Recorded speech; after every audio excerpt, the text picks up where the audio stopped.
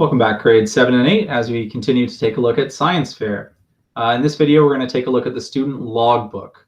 One of the things that from the very start of your project, you need to be working on, all the way to the very end of your project, you need to continue to be working on this logbook. This logbook is sort of like a daily account of what you've done on this project. From the idea creation stage to the research stage to the result stage to the final conclusion, this logbook ends up being an insight into your head, into your brain, into the workings around your project, everything that you've done along the way.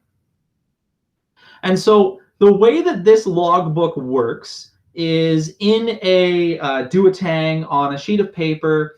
You're going to have a collection of these to make up a whole book of this.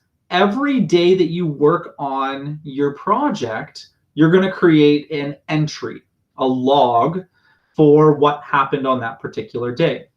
That log has to be dated. So maybe we could say, okay, January 12, 2021. And then you're going to just write down all the things that you did on that day. And it's important for you to write it down on the actual day that you do it, because if you leave it for a couple of days later, you're going to forget whatever you did, whatever you worked on, whatever you created. So you could say, you know, today I researched different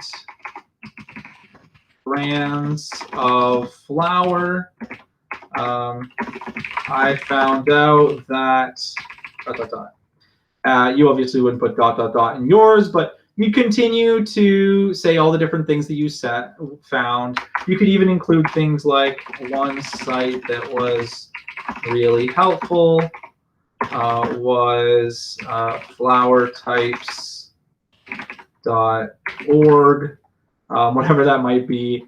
I have no idea if that's actually a real website, so don't actually go to that. But going through different things in recording the whole process along the way.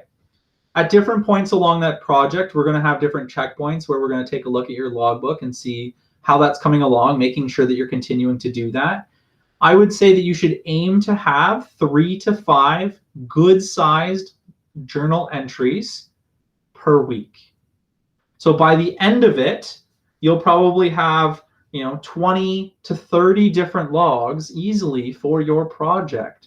Some of them might be a sentence or two long, but others, especially when you're in the middle of your experiments, might be a full page or even 2 pages long as you continue to write out all the different things that you found, maybe even sketch a different part of your experiment that you might have, sketch different ideas for your display board, all of those sorts of things.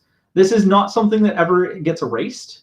So let's say you put in some ideas and you end up going a completely different way. That's okay. Leave those entries in there. That still shows a part of the process of how you got from no project to fully finished, completed project.